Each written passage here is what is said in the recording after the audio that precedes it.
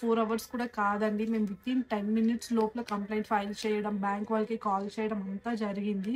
కాకపోతే బ్యాంక్ వాళ్ళ సైడ్ నుంచి నాకీ రెస్పాన్స్ అనేది అంతగా ఏం రాలేదు. బట్ వాళ్ళిచ్చిన ఆన్సర్ కూడా నాకు నచ్చలేదు. హలో అండి. Welcome to Siri wish videos. ఎలా ఉన్నారు మీరందరూ? నేనైతే బాగున్నానండి. ప్రెజెంట్ ఏదో అలా ఉన్నాననమాట. ఎందుకంటే మీకు తెలిసిందే కదా! చాలా మందికి తెలిసే ఉంటుంది. 23 జాన్ అనేది ఒక ఇన్సిడెంట్ జరిగింది. సో, నాకు జరిగిన ఇన్సిడెంట్‌ని నేను మీతో షేర్ చేసుకుందాము. మీకేదైనా ఇన్ఫర్మేషన్ తెలిస్తే చెప్పండి అని కూడా రిక్వెస్ట్ చేస్తూ వీడియో చేయడం కూడా జరిగింది. దానికి చాలామంది అయితే మంచి రెస్పాన్స్ ఇచ్చారు. చాలా థ్యాంక్ యూ అండి.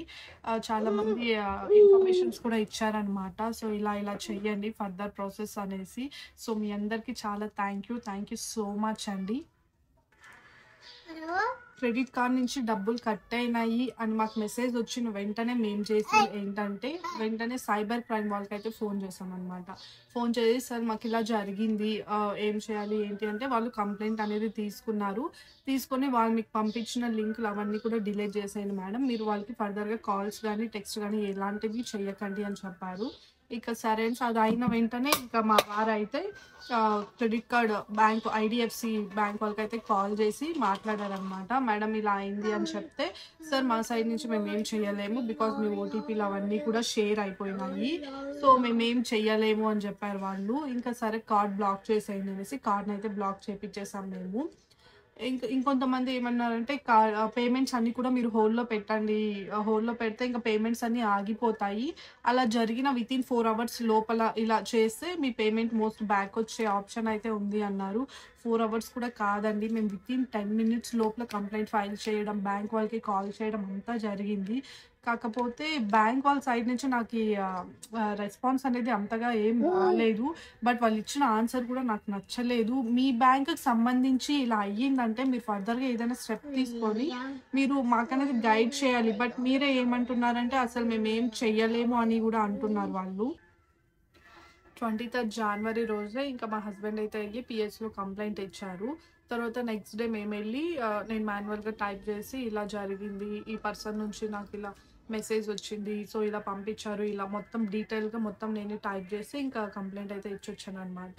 సో మేము ఇచ్చొచ్చిన నెక్స్ట్ డే ఆఫ్టర్నూన్కే మాకు ఎఫ్ఐఆర్ కాపీ అనేది ఫోన్కి వచ్చేసింది. సో పిఎస్ నుంచి మాకు ప్రజెంట్ అప్డేట్ అయితే ఇదే వచ్చింది. ఇంకా బ్యాంక్ వాళ్ళకి చెప్పాను కదండి, వాళ్ళైతే ఏం చేయలేమన్నారు. ఇవి అనమాట ప్రజెంట్. బట్ 40,000 పోయిందంటేనే నిజంగా చాలా బాధ అనిపిస్తుంది. నేను ఈ లాస్ట్ వీడియో పోస్ట్ చేశాను కదా ఇలా జరిగింది అనేసి. సో ఆ వీడియోకి చాలామంది రెస్పాన్స్ అయ్యారు. చాలామంది కూడా చాలా డబ్బులు అనేది పోగొట్టుకున్నారంట ఇలాంటి ఫ్రాడ్స్ వల్లనే. సో ఇప్పుడు టెక్నాలజీ అనేది చాలా డెవలప్ అవుతుంది. టెక్నాలజీ ఎంత డెవలప్ అవుతుంది అంటే, నిజంగా అసలు మనకి తెలియకుండానే మన మొత్తం ఇన్ఫర్మేషన్ అనేది ఇంకా స్కామర్స్ ఎలా చేస్తారో ఏంటో నాకైతే ఏం అర్థం అవడం లేదు. సో బయట అయితే ఇంత ఫ్రాడ్ జరుగుతుంది. టెక్నాలజీని యూజ్ చేసుకుని మనం టెక్నాలజీ పెరిగే కొద్దీ అప్కమింగ్ జనరేషన్ వాళ్ళకి చాలా యూస్ఫుల్ ఉంటుందని మనం అనుకుంటున్నాము. బట్ ఇప్పుడున్న స్కామర్స్ ఫ్రాడ్స్ ఏం చేస్తున్నారంటే, ఈ టెక్నాలజీ వాళ్ళకి అడ్వాంటేజ్గా తీసుకొని ఇలాంటి ఫ్రాడ్స్ అయితే చాలా చేస్తున్నారు. బట్ మీరైతే చాలా జాగ్రత్తగా ఉండాలి. ఇంకా మీతో అందరూ చాలా జాగ్రత్తగా ఉండాలి. నేను కూడా జాగ్రత్తగా ఉంటాను.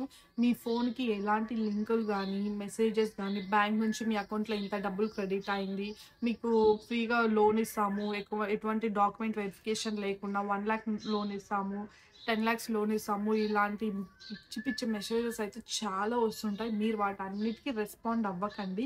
జస్ట్ చూసి ఆ మెసేజ్ కూడా ఓపెన్ చేయకండి. మీరు ఏదైనా పేమెంట్ చేస్తే మీకు అప్పుడే మెసేజ్ వస్తుంది. సో మీరు పేమెంట్ చేసిన వితిన్ ఒక 1 minute లోపే మీకు మెసేజ్ వచ్చేస్తుంది కదా.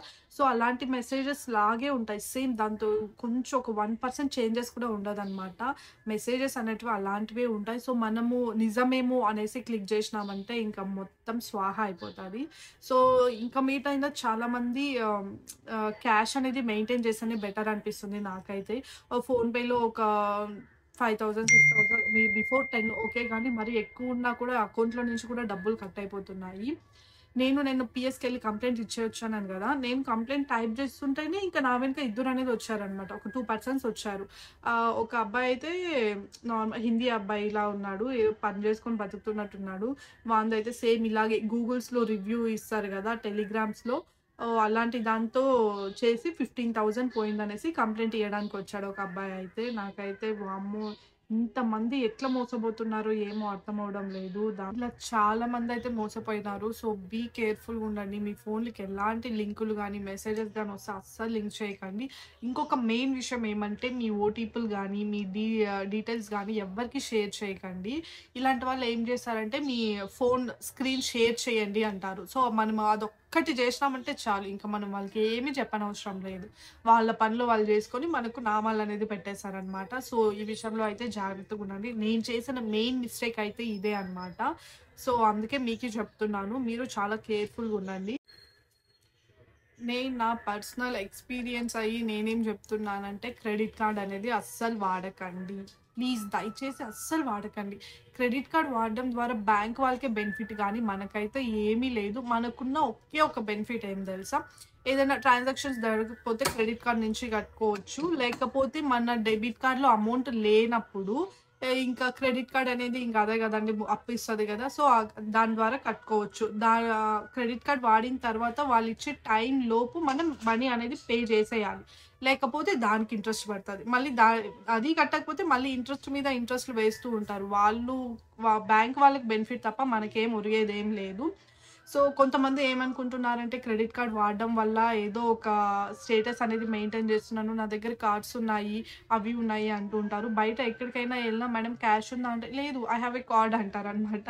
సో, మీరు ఇలాంటి స్టేటస్‌కెళ్ళిపోయి మీ డబ్బులనేది చాలా వేస్ట్ చేసుకుంటా అన్నారు. లాస్ అవుతారు. వేస్ట్ కాదు లాస్ అవుతారు. కొంతమందికైతే క్రెడిట్ కార్డ్ మీద చాలా ఐడియా ఉంటది. సో, వాళ్ళకి అది మీ ఇష్టం నేనేం చెప్పలేను. మీకు వాడడం ఎలా తెలుసు పర్ఫెక్ట్‌గా అని ఉంటే మీరు వాడేటోళ్ళు వాడొచ్చు.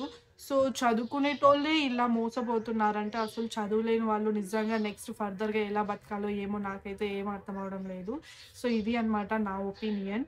ఇలా మనీ పోయిందంటేనే నిజంగా అందరికైతే చాలా బాధేస్తుంది. బట్ ఏం చేయాలి? ఆ మనీ మనకు రిటర్న్ వస్తే బానే ఉంటది. బట్ అలా ఎళ్ళిన మనీ ఇంకా మనకి రిటర్న్ వస్తుందనే హోప్ అయితే లేదు. కాకపోతే ఇలాంటివికి ఎవరికీ జరగకుండా అందరూ జాగ్రత్తగా ఉండాలని నేను కోరుకుంటున్నాను. నేను లాస్ట్ వీడియో పోస్ట్ చేసిన దానికి రెస్పాండ్ అయ్యి ఇచ్చిన ఇన్ఫర్మేషన్ నాకు చాలా యూజ్‌ఫుల్ అయింది. థ్యాంక్ యూ అండి. ప్రతి ఒక్కరికి థ్యాంక్ యూ సో మచ్. చాలా పాజిటివ్ మెసేజెసే వచ్చాయి. ఒక 2, 3 నెగెటివ్ మెసేజెస్ కూడా వచ్చింది నాకు. ఇది అండి నా క్రెడిట్ కార్డ్‌లో నేను లాస్ అయిన అమౌంట్ 40,569 రూపీస్. ఇంత అమౌంట్ ఏం చేయాలో ఏంటో తెలియట్లేదు. దీనికి సంబంధించిన ఫస్ట్ వీడియో చూడాలనుకుంటే నేను యాడ్ చేస్తాను. తప్పకుండా చూడండి. Thank you guys. బాయ్.